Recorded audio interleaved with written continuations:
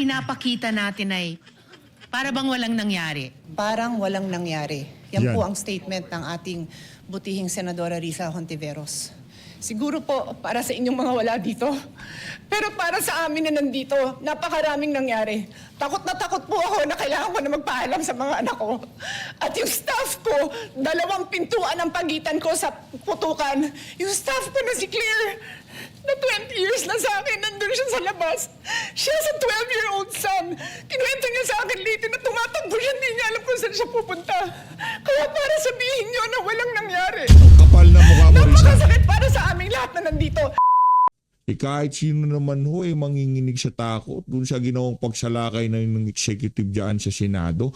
Noong gusto nilang dakpin itong si Senator Risa Hontiveros, dito sa video na to, wala na hong intro-intro. Sinupalpal ho nitong si Senator Pia Cayetano, itong si Risa Hontiveros, para sabihin mo na parang walang nangyari, gayong kumaripas kayo ng takbo nung nakatanggap kayo ng intel na merong mangyayari nung mga araw na yun, tapakawalang hiya mo. Dito sa video na to, pag-usapan ho natin yan. Siya like at siyang subscribe. Masaya na ho tayo dyan sa mga gusto sumali sa ating community. Yung join button, nandyan lang ho sa baba. Kagaya ho ng ating pinangako, wala na ho tayong maraming segue. Ika nga, rerekta na ho tayo. Dito sa mga punto de vista nitong si Senator Rodante Marcoleta, nitong si Senator Pia Cayetano, kaugnay dyan sa mga privilege speech na yan ng mga tauhan nitong si Tuta Soto at nitong si Marcos Jr. dyan sa Senado.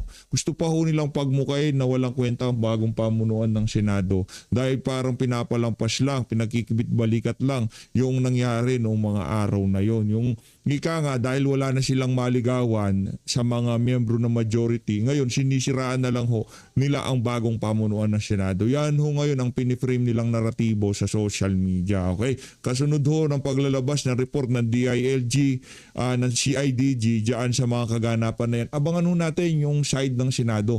Kasi ang naratibo sa mainstream media, hindi inatake ang Senado. Isang side pa lang ang ating nakikita. Side pa lang ho yan nitong si Marcos Jr., yung mga adik sa Malacanang. Hintayin ho natin ang side ng Senado at saka ho natin malaman kung talagang ano nga ba ang nangyari noong mga araw na yon at kung bakit umabot doon sa punto na kailangang warningan itong mga tauhan na to ni Marcos Jr. dyan sa pagpilit nilang pagpasok sa Senado para arestuhin itong si Senator Bato. Ito na ho ang nakakalungkot na kaganapan ngayon sa ating bansa. May I ask you if we can make a statement rather than interpolate today? Senator Risa, kung may mga gustong mag-interpolate, pwedeng sa Monday. Monday, pwede. Senator Risa answered in the affirmative. Yes, Mr. President, considering that I was approached by your good self just moments ago and explained the matter that there is an apparent consensus that this subject matter, also subject of Senator Risa's speech on Swerte question ka. of Risa, swerte ka. Meron ka pang mula ngayon hanggang Lunes para makapaghandaan mo itong aming napakalupit na senador na si Senator Rodante privilege. Marcoleta. I yield to the better judgment of the President of the Senate, and I will hold my questions until Monday. Thank you, Mr. President. Thank you, Senator Marcoleta. Thank you, Senator Risa Hontiveros.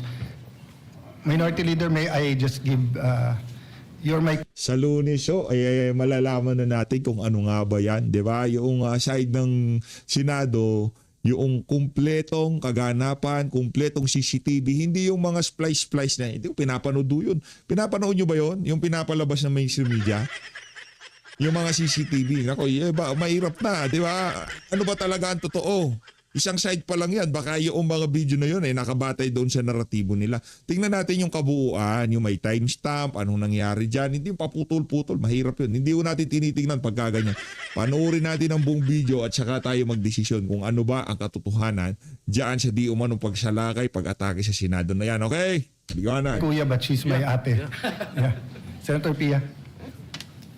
Mr. President, I also will not interpolate or make my own privileged speech today as requested by the Senate President. I reserve my right to make the proper interventions at the time that the Senate President and our other colleagues agree upon. But I just want to make this quick statement. Parang walang nangyari. Yan Yan. po ang statement ng ating butihing Senadora Risa Hontiveros. Siguro po para sa inyong mga wala dito. Pero para sa amin na nandito, napakaraming nangyari. Takot na takot po ako na kailangan ko na magpaalam sa mga anak ko. At yung staff ko, 2 pintuan ang pagitan ko sa putukan. Yung staff ko na si Claire, na 20 years na sa akin, nandun siya sa labas. Siya sa 12-year-old son. Kinuwento niya sa akin late na tumatakbo siya, hindi niya alam kung saan siya pupunta. Kaya para sabihin niyo na walang nangyari. Ang kapal na mukha mo, Risa. Napakasakit para sa aming lahat na nandito. And as I said, 2 pintuan ang nagpo-protect sa akin sa putukan. Pero yung media, Kapal yung na mukha. Senate staff, yung hindi naman makauwi dahil sila ang security, sila ang elevator women and boys natin, nandoon po sila. So dear colleagues, napakarami nang nangyari. And one more thing, wala ho akong sinisisi. Pero nung pagkatapos ng lahat, pagtingin ko ng group natin, yung dating majority group, walang ni isa sa inyong nangamusta sa amin. Kapal na mukha nila. Some of you I've known for 20 years, 10 years. Kahit si Tuta Soto, kahit na si Ping Lacson Boytago, hindi man lamang kumusta kayo dyan? Ano nangyari dyan? Hindi ganon? Baka talagang namumula sila sa galit. Talagang ika nga di nila nagustuhan yung leadership change. Diba? And I didn't even hear any of you say, kumusta na kayo dyan? Napakasakit mo sa akin. Sobrang sakit. Kapal na So mukha yun ni ang Risa. masasabi ko. Yes, I am very ready to share my story, to ask questions. Pero kung wala ho kayo dito, wag Si Sen Loren naiyak din eh. Naiyak din si Sen Loren. Kaya mahirap ligawan tong mga to. Mga siraulo yung mga taga-minority ngayon. Hindi naman lamang kirumusta. Kung mga nasa normal kayong pag-iisip, yung sabihin na parang walang nangyari, ano ka Petrang Garapata? Gumamit kayo ng mga maaayos na salita. Mga walang niya kayo. niyong questionin yung mga nangyari sa mga nandito. Dahil nandito kami, kasama ng staff. Staff namin, Senate staff. You have your own story. I respect that. But please respect my own story. Thank you, Mr. President. Kapal na mukha ni Risa. O Risa, ano, tayo ka! Galing ka, di ba? Kapal na mukha mo. Minority Mr. Leader. President, yes, of course, we... Ngayon, mangungumusta ka. Okay na sila. Langya ka, Tuta Soto. sympathize with the Kapal na manifestation mukha nyo. made by Senator Pia Cayetano. Walang But niya kayo. my position is merely to give a suggestion for your Hindi, tauhan mo yon. Yung pagpiprivilege speech nitong si Erwin Tulfo, kagagawan mo lahat yan. Pagpiprivilege speech nitong si Risa Hontiveros, kagagawan nyo lahat yan. Grupo nyo yan. Bawat pagtayo ng minority, kagagawan nyo yan. Petro Garapata? consideration and for the consideration of our colleagues. I think this particular issue, once culminated, should be referred to the committee of the whole. The reason being, it is an extraordinary remedy necessary because of the issues of Senate institutional security. Hindi. Pinatayo mo yung mga tauhan mo. Langya ka. Diba? Anyway, yan ang galaw nyo eh. Yan ang galaw nyo dyan sa minority. Wala kayong mga pakialam. 20 years? My goodness, sino yan? Si Tuta Soto? Di mo man lamang kinumusta yung mga kababaihan. Tapos gusto nyo ngayon lumipat sa inyo si Loren Legarda, lumipat sa inyo si Jinggoy Estrada. Nung nagkabalagbagan, may isang hi, hello, kumusta na kayo? Concern ako, baka gusto nyo lumipat dito sa minority dahil hindi mangyayari yan kung ako ang tuta ng Malacanang. Di ba wala man lamang ganon? Kapal na mukha mo.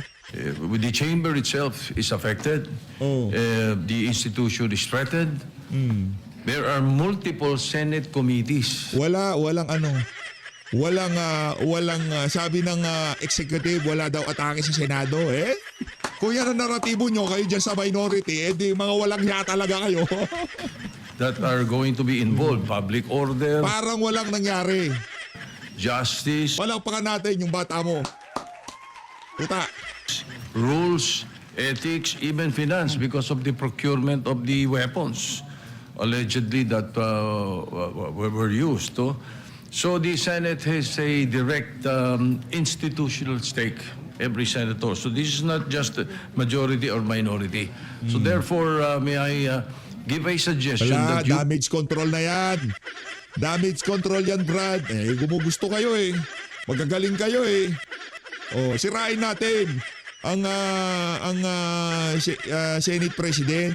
Pagmukain na natin na parang walang nangyari. Pagmukain natin na ganyan. Yung parang walang nangyari. Ganun-ganun lang. To consider the possibility of this, all these manifestations be referred to the Committee of the Whole. And in the past, the Committee of the Whole, when we investigated formally, we investigated PhilHealth, it was the Senate President that chaired the Committee of the Whole, unless he appoints a This co-chair. representation always takes, you know this, Your Honor, always takes your suggestions seriously. So you're Thank you. suggesting we use Rule 14 and Section 14 of Baka sabihin niya, i-repress mo ako kung ano yung Rule 14. Hindi na naman niya alam. I-repress mo siya. Sa sobrang namuti na buhok niya, mga rule, nakalimutan na niya. Rule lang ng paninira, siguro alam niya si Tuta Soto. the rules and create a special committee, the Committee of the Whole. Is that correct? Yes. Mr. President, if I may, Mr. President. And before that, since we're going to go into caucus to speak about the Si Pia, pakiurot sa singit si Risa para sabihin na parang walang nangyari. calendar, may I ask the Minority Leader if it's acceptable that we discuss it there? Later in the caucus, just so that we don't have to discuss everything on the floor and we get the other business that we have to do today done with. No? Can I, Mr. President? Yes. Mr. Majority President, Leader. I'm sorry, Mr. President, but just to put on record, there are a lot of senators who wanted to speak and reserve their On right this issue. on this particular Put it issue. on record We have- so that we yes, can, we have Senator Mark Villar, Senator Camille Villar, Senator Jinggoy Estrada, Senator Robin Hood Padilla, Senator Bongo, Senator Loren Legarda, Senator Win Gatchalian, and even this representation, Mr. President. So, if I may, Mr. President, and with the indulgence of our colleagues, I think we already made that decision that on Monday, we can talk about this, Mr. President, and of course, entertain the idea being raised by our minority leader. So with that, Mr. President, may I just move that we proceed with the reference of business so that the resolutions I just have to recognize Senator Ontiveros with that pakiusap of everyone. we yield, Yes. Mr. President. Yes. We yield to the distinguished lady, Mr. President. Maraming salamat, Mr. President. I empathize with the experiences and the feelings. Hindi ka nag-empathize. Parang walang nangyari. Empathize. Tukol. Lulukoy mo na naman kami. Empathize. Nung nag-empathize ka doon sa group chat, hello ka para sa mga kababaihan. Di ba? Hello, kumusta kayo dyan? Meron ba tinamaan? Tinamaan ng lintik meron. Ikaw ngayon. Ngayong araw na to, tatamaan ka ng lintik sa sambayan ng Pilipino. Expressed by the gentlewoman from Taguig and Pateros. Wala, anak na to ka, puto ka na nun, gentle. Takbuhan yun nun, taguan yun, dapaan yun. Wala ka to, di mo alam. Kaya yung gentle, nakulaka ka ba?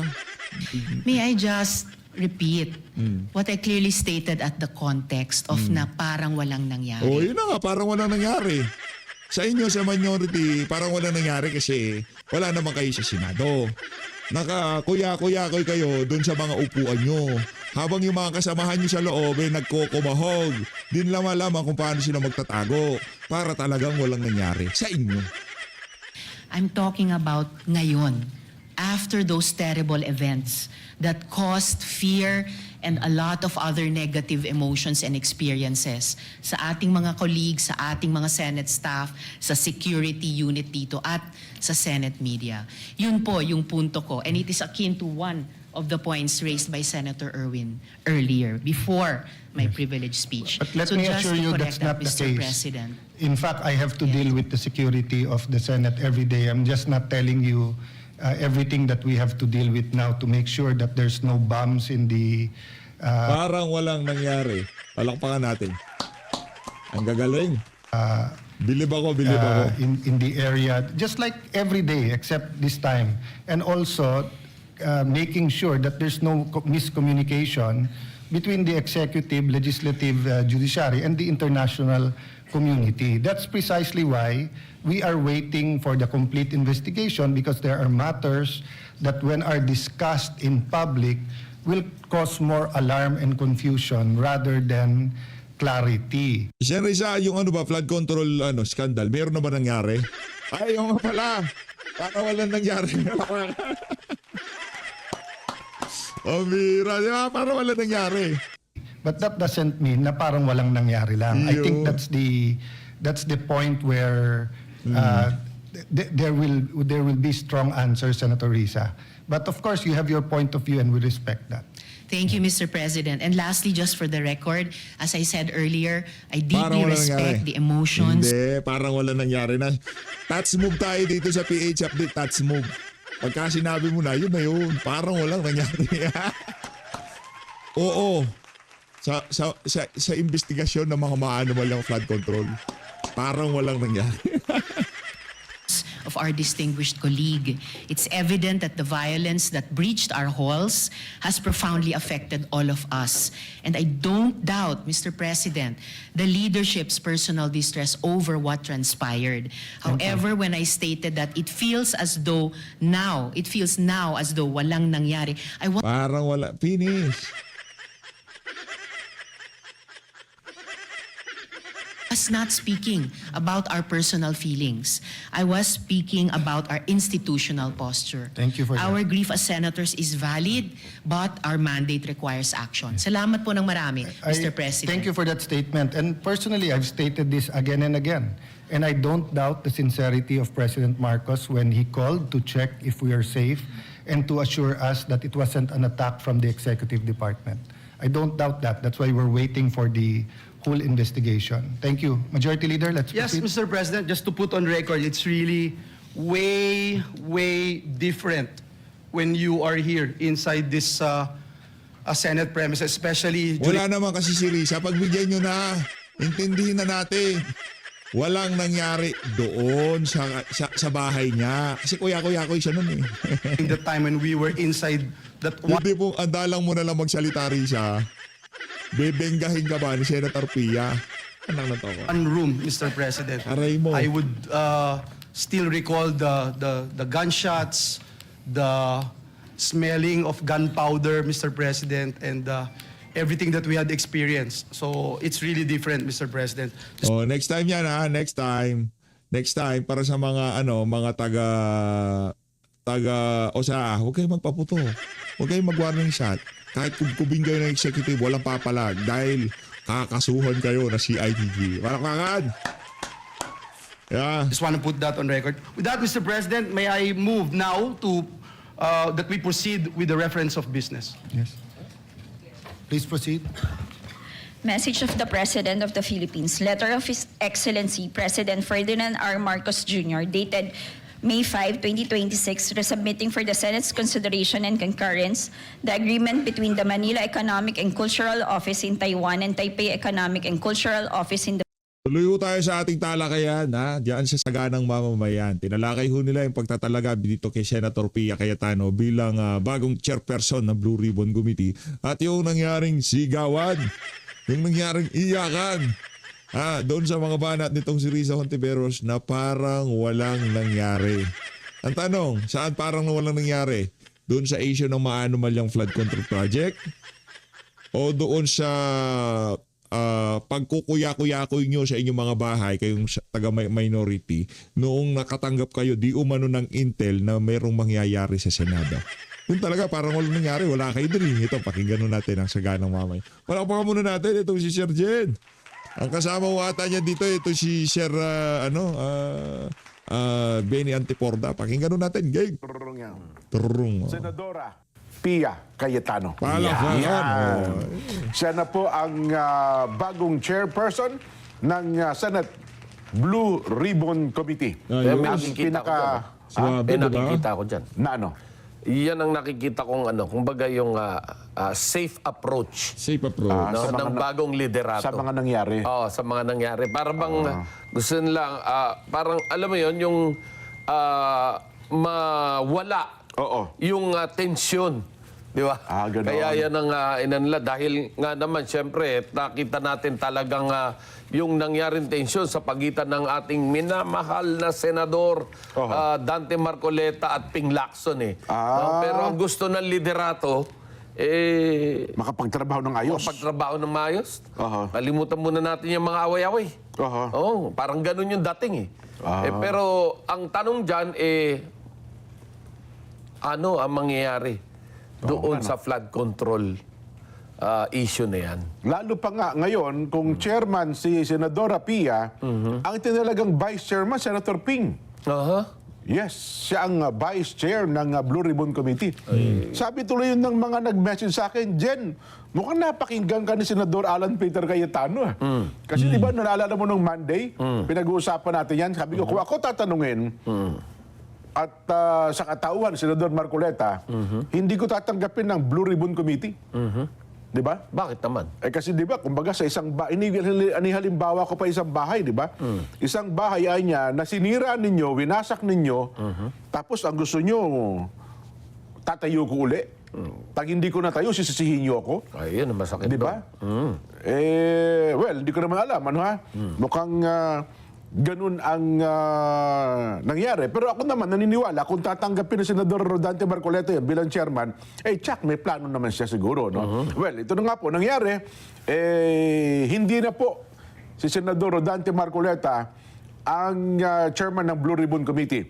Sa halip, ibinigay sa kanya ang Committee on Justice and Human Rights. Yun. Senate Committee on Justice and Human Rights. So, sa madaling salita, ito na yung katapusan ng Justice. Dahil siya na ang hawak ng Justice Committee. Tama. Pero kasi parang, well, hindi pa naman natin alam. Ano? Ang action kasi ngayon nasa Blue Ribbon. Pero siyempre, automatic naman, member pa rin naman siya ng Blue Ribbon Committee. Yun. Ano ha? Diyan natin siguro malalaman kung ano ang mangyayari sa mga susunod na araw. Kasi hinihintay nila magpatawag na agad ng pagdinig ang Blue Ribbon. Hindi ko lang alam kung ano plano ni Senadora Pia Cayetano. Kung paanong approach ang gagawin niya riyan. Yan, ano ha? Kung mainitan ba yan, o malumanay na approach. Alam, maraming ano yan, ha?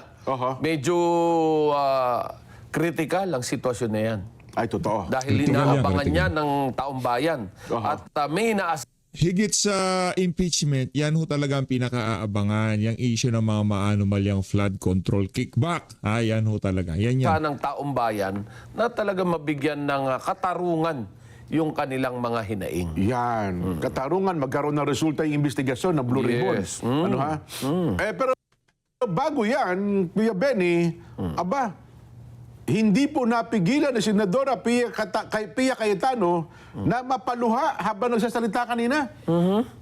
Hindi po dahil sa kasiyahan. Sapagkat siya naging chairman ng Blue Ribbon. Yan. Kundi yung pakiramdam ba na siya ay nasiphayo. Ano ba alam mo minaramdam na parang nasiphayo ka ng husto sa kapwa mo, Senador? Kasi bago siya nagsalita, ay nagsalita si Senadora Risa Ontiveros Si Risa, na ang kanyang sinasabi sa mga yung mga nangyari doon, di ba, Lunes, Martes, hanggang ngayon, nung nakalipas pang linggo, para anyang walang nangyari sa Senado. Parang wala lang. Parang wala lang anya. Ha? Sabi niyo, parang wala lang? Yun ang yun ata ang nagbunsod kung bakit napatindig si Senadora Pia Cayetano, hindi po para magpasalamat sa pagiging chairperson ng Blue Ribbon, kundi para sagutin yung naging pahayag na yon ni Senadora Risa Ontiveros. Di ba? Gusto mo ba marinig? Sige nga, yung maramdaming pakinggan natin. pahayag.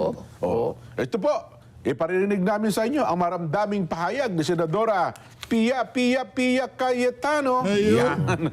Nangampanya. Kinanta pa talaga yung jingle. Idol ko to. Ito talaga idol ko. Yan talaga malupit. Kalakuhan muna natin, Sherchin. Newscaster na. Campaign manager pa. Campaign jingle pa, di ba? Senadora Pia, panoorin natin. Ay, kaya naman Walang nga si Risa eh. pala hindi niya mapigil talaga yung kanyang damdamin, no? Medyo na, Oo nga sa nakita ko, para bang na-insulto siya. kasi kung sabi mo, parang wala lang eh. Parang wala lang. Wala lang naman yun. Diba? Parang ano. Pero nakita mo yung ate niya, no?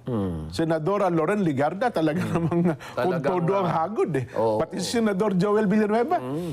Sa isang anggulo pa, makita mong parang nagpahid din ng luha, no? Si Senadora Loren Legarda, mukhang natangay sa pagiging maramdamin. O, kita mo yun, oh. Hindi, dahil sa tabi ng opisina rin ni Senator Loren Legarda nangyari Yung yan pinto, kasi doon sa mga video nakita mo, yung pinto talaga ng opisina ng Senador Loren yung di ba? Doon nagkaroon ng putukan eh.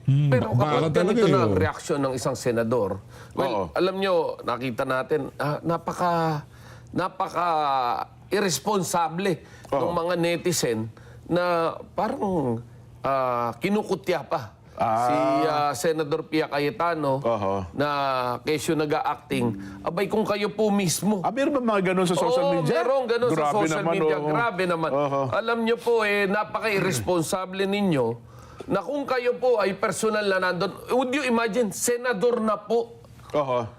Ang nagre-react ng ganyan, hindi na po isang maliit na Juan de la Cruz. Yun. Senador na po. Senador na Kailan eh. po natin aaksyonan ito at kailan po tayo magigising sa katotohanan na ang sitwasyon po ngayon talaga nga namang palalim ng palalim. Tama. Ang sugat na natatamo ng mahal nating bansa. Kasi nga, halimbawa, alam mo, kung may gulo, Kuya Benny, no? Siguro maiisip mong kung ikaw senador, no? Alam mo, may gulo sa labas. Isa sa mga pupuntahan mong opisina ng Senado, kasi alam mong safe dun eh. Oo. Di ba? Protektado ka dun eh. Yes. Di ba? Kasi Now, alam with mo, that situation talagang iba na yung pakiramdam mo. Now, with that, of course, parang bata po tayo ngayong lahat. No? Bilang bata, kapag mayroong sitwasyon, ang una po nating hahanapin ay yung nakatatanda sa atin. naman. Kuya, ate, tatay, nanay. yes. Kung may tita, tito, lolo, lola. Yan po yung una nating hahanapin. So ngayon po, since senador na po, at tumatayo rin isa sa mga magulang natin, ang umiiyak ng ganyan, sino po yung dapat nilang takbuhan? Siguro marapat lamang na ang Malacanang sa halip na magkaroon pa po ng Palitan ng salita, no? na Yung salita, clash. maganda siguro Paglubagin natin ang loob ng magkabilang panig, di ba? Gaya rin yung nangyari sa pag-appoint kay Pia doon sa Blue Ribbon Committee. Abay, malinaw naman nakikita natin na ang objective talaga is to reach out. Ayan, yan, Para magkaisa tayo at maibalik yung ating trabaho at puso sa taong bayan. Yan, matapos yung problema ito. Matapos yung problema. Well, eto naman po, sa usaping barilan na yan at putukan na yan, abay siguro kailangan natin ngayon ng isang ama o ina na tatayo sa gitna at para sabihin, mga anak, huwag kayo mag-alala. Nandito ako, ang inyong ama. Yan. Pero magkakaroon doon ata ng investigation. Okay. Mayroon ata mga resolution na yung buong Senado ang mag-i-investigate ukol sa bagay na ito. Bagamat meron na pong investigasyon ng iba't ibang ahensya ng gobyerno, magpapatawag din ata ng investigasyon ang Senado ukol sa bagay na ito. Pero napansin mo ba, ang lalong nagpasakit ng kalooban ng Senadora Pia Cayetano, kasi bago yung pagkaka-elect ng kanyang kapatid bilang Senate President, kasama ito sa majority. Di ba? Yes. Noong ang Senate President pa, Senador Tito Soto. Sila, nasa part isa. Ito yung Hindi mo may pinaghuhugutan talaga yun na nga, nung sinabi niya nagkaputukang ito, tinignan ko anya ang ating Viber group. Siguro hindi pa siya tinatanggal. Yung Viber group ng dating majority daw eh. Di ba? Automatic siguro pagka tinanggal ka, maglilib ka o kaya tatanggalin ka. Pero hindi daw sila tinanggal. Kung nakita niya, wala man lamang daw kumamusta sa kanya. Sa kabila nung nangyari yon sa dating mga kasamahan niya sa majority. So, parang nagbigay duda sa kanya na mukhang may kinalaman talaga kayo. Parang gano'n yung dating.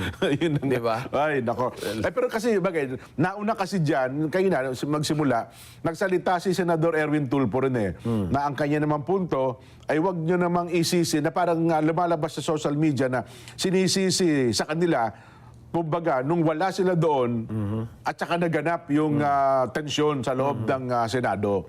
Ay, nako. Pero ano na, pagkatapos po niyan, mga kababayan, in fairness, kinwalify naman si Senadora Risa Hontiveros yung kanyang naging statement na sinabi niyang parang wala lang. Parang wala lang Grabe no, ibang klase ho ito mga kababayan. Araw-araw na lang. Hindi impeachment ang pinag-uusapan eh. Hindi articles of impeachment. Kaya itong si Bacolao, di ba kahapon, nagpa-press con. Oh, walang gustong tumalakay doon sa mga kabuktutan dyan sa Injustice Committee. Kalokohan ano lahat nyo? Impeachment. Kalokohan ano yung impeachment na yan? Di ba? Ang paksain mo ngayon sa loob at labas ng social media, Senado, kung kailan magkakapalitan ng litrato, konektado pa rin naman sa impeachment. Pero iba ho ito mga kababayan. Iba ho ito Iba. Hindi ko alam, ano? Ang tinutukoy daw niya, yung sitwasyon ngayon. Yung sa araw na ito, na para bagang ang dating ay parang wala lang nangyari, ano ba sabihin? Parang back to normal na ang lahat. Parang ganun nga. Oo. Ano bang gusto nila? Pagdating sa magmamatsyag, andiyan pa ba? parang tensyonado ka pa rin ba? Tensyonado ka pa rin. Di ba? Well, hindi natin hindi natin pwedeng husgahan Oo. yung sinabi ni Senator Risa, pero maari gusto niya lang kalamayin kalooban ng ating yung mga senador na nandoon nung nangyari yon. Aha. Pero ang sa kasalukuyang mataas ang tensyon, abay talagang kailangan mag-ingat tayo sa mga bibitawan nating salita. Oo. Dahil iba ang magiging interpretasyon ng bawat isa. Aha. Dahil nga naman nalagay sa alanganin yung buhay ng bawat isa dahil putukan na ng baril ang narinig dyan. Parang kasi ang point daw ata ngayon, sabi ni Senadora, sa loob-loob daw niya, hindi daw siya mapanatag simula nung araw ng Lunes, Kuya Benny. Ito. Tinitingnan ko yung yung account at ang ipinapakita daw po natin ay para bang walang nangyari, na para daw bang hindi nabastos ang ating institusyon, ang ating mga empleyado at mga Pilipino. Yan. Hindi daw po maliit na bagay. Pero kaya sumagot naman si Senadora Pia Cayetano, parang walang nangyari. Yeah. Paano walang nangyari? Ando sila mismo, pensyonado, nung maganap na yon. Ang susunod pong pangyayari ngayon, mga kababayan, bago sila mag-adjourn kanina, ay bubuin na po ang mga komite ng Senado. O parang buo na ata na mag-iimbestiga doon sa nangyaring tensyon sa loob ng Senado mismo. Yes. Ayun. Sana po may kauuwian itong investigasyon na ito. At wag kasi di ba parang kahapon ipinakikita naman sa Palasyo ng Malacanang, di ba, sa pamamagitan ng Secretary John Vic Remulla at saka ng PNP chief, Senate is not under attack. Yun. Sana hindi ito maging sagutan lang nung magkabilang panig, ako ano pa man. Si General Aplasca, may sagot Na-ambush interview siya kanina, ukol sa bagay na ito. May paparinig ba natin yan direct? Yung ambush interview kay retired General Mau Aplasca, nung siya pumunta sa Senado kanina, pinuna siya ng reaksyon doon sa ipinakita mga video doon sa Malacanang kahapon. Sabi niya, mukhang may mga lugar, may mga portion daw ata ng video na in-splice batay sa gustong palabasin nung mga naunang nag-imbestiga. Ito nga pong PNP tsaka ng DIRG. Pero yun na nga po, meron ba tayo naman may paparinig natin? Yung kuha ni Arnel Berdan, yung ating cameraman, saglit lang daw, Kuya Benny. Kasi dito dapat na pagtagdi-tagdi din natin, Kuya Benny, no? Hindi sa ano pa man po, kundi, alam nyo naman, sa palatuntunan sa ganang mamamayan, gusto natin magkaroon ng mas malawak na picture Yan ang ating mga kababayan. Kaya kung bakit po... Kaya isa to sa mga pinapanood ko, itong na to. Ito yung pinapanood kong tag dito, isa sa mga pinapanood kong stasyon. Yan yun. Naganap ang ganung mga pangyayari. Yes. Di ba? Para balanse. Oho. Yun. So yun po ang latest mga kababayan. Ang latest po, naitalaga na bilang chairman ng Blue Ribbon Committee, Senadora Pia Cayetano. Yes. Na wala hong tumutol. At ang Vice Chair, Senator Pampilo Ping Lacson. Ang inyo pong tinatanong, Senador Rodante Marcoleta, meron po siyang bagong komite. Senate Committee on Justice and Human Rights. Yeah. Yan, Ang kanya namang Vice Chair, Best friend din niya. Kapwa niya Kapampangan. Oo. Senador Kiko Pangilinan. Nako, matindi. Yan. Matindi. Magandang ano ito. Para at least Maganda parehas yung na ano. parehas, di ba? Kasi ganun pala yun. Majority tapos ikaw ay minority, Oo. yun ang vice chair. mo. Ba't ganun nung si Tuta Soto ang chairperson si Ping Lacson Boytago, ang kanyang vice chairperson yung si Eric Sylvester, pareho sa majority.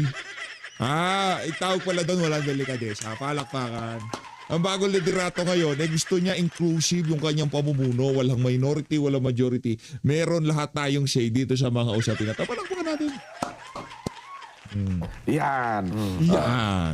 Wala pa Sabi pong ko sa inyo. pahayag si Senadora Pia Cayetano. Bukod doon sa kanya naging madamdaming pahayag kanina, tungkol naman po sa pagiging chairman niya ng Blue Ribbon Committee. Kuya Benny. Pero halimbawa, kung ikaw si Senadora Pia, magpapatawag ka ba agad ng ano? Itutuloy mo na agad ng investigasyon? Siyempre. Kailangan ituloy yung investigasyon para Kailangan patawag ako. 110% kailangan na natin magpatawag. As soon as possible. Pagka ano sa akin, bukas hearing tayo. Wala nang maraming pakiramdaman. Nakatawa ka. Para tayo si Tuta Soto at saka si Ping Lacson Boytago, di ba? Walang pakiramdaman. Pambihirang yan. Automatic na. Pagka talaga sa akin bilang chairperson, automatic na yun. Hearing bukas. Patawag yung 18 Marine. Tanungin niya si Saldi ko kung makakapagpatotoo siya kung sino nga bang mastermind dito sa mga maanumalyang flood control project na to. para naman once and for all, mabigyan ng linaw yung mga katanungang nakabitin sa isipan ng ating mga kababayan. Pero ang sinasabi nga natin dito, napakaganda nga naman kung matutuloy yan. Dahil yung walang kasalanan, yung mga dapat maabsuelto, maabsuelto na. Habang maaga pa ay marinig ng taong bayan na talagang walang kasalanan. Alam mo, ang dami nakaladkad na pangalan dito na paano ba natin sasabihin yung lesser evil? Yung evil talaga wala eh. Yung masama talaga wala eh. Pero aywan ko lang mukhang, hindi ko lang kung ang target pa talaga nila malaman ng mastermind. Sino ba talaga ang nasa ulo ng lahat ng ito? Well, hindi lang yung mastermind, yung buong picture, buong sistema, senaryo, yung buong picture, tama. At pagkatapos, mahinto na. Mahinto na, maisiwalat ang katotohanan, paano ginawa, saan nag-umpisa, saan natapos. Yan. Well, kapag nakuha natin lahat yun, abay di na po mauulit etong nangyaring ito. Kasi sabi nila dati, nung panahon ni Napoles, ilang bilyon lang yun, Kuya Benny. Sabi nila, hindi na maulit yung Napoles na yan. Pero ang masakit nga doon sa Napoles na yon, hindi na ilabas yung buong picture. Yung buong picture, paano nag-umpisa, ano naging sitwasyon. Di ba doon nawala yung inalis na yung PIDAP? Yung pork inalis barrel? lang yung PIDAP. Nagbago na ata ng anyo. Nagbago, naging allocables. Nagbago ata ng anyo, no? Naging allocables daw ngayon.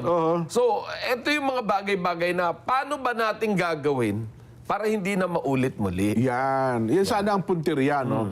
Na alam, yung accountability, mapanagot yung dapat mapanagot. At pagkatapos, matigil na po, masagka na yung bagay na yan. Yes, yung Diba? once and for all, magkaroon naman mapayapang pagtulog ang ating mga kababayan na sinasabing safe ang kanilang pera na ibinabayad sa buwis natin. At saka kahit pa paano, makabawi tayo. Hindi yung sapat na ibinigay ng mga nag-witness, di ba? Yung mayroong tandon. Nagsoli ng 100 milyon. Hindi wala atang 1 bilyon na nabalik dun eh. May nangako ng 1 bilyon, wala pa binabalik hanggang ngayon eh. Di ba? Yun ang pangako ni Yusek Bernardo eh. Magkasauli siya ng 1 bilyon. Yun na nga eh. And of course, sana naman hindi totoo yung mga haka-hakang narinig natin na bukod sa isinosoli nila, may pinagsosolian pang iba. Sana hindi totoo yun. No po? Alam nyo naman, lahat ng paninira gagawin talaga. Kasi, diba?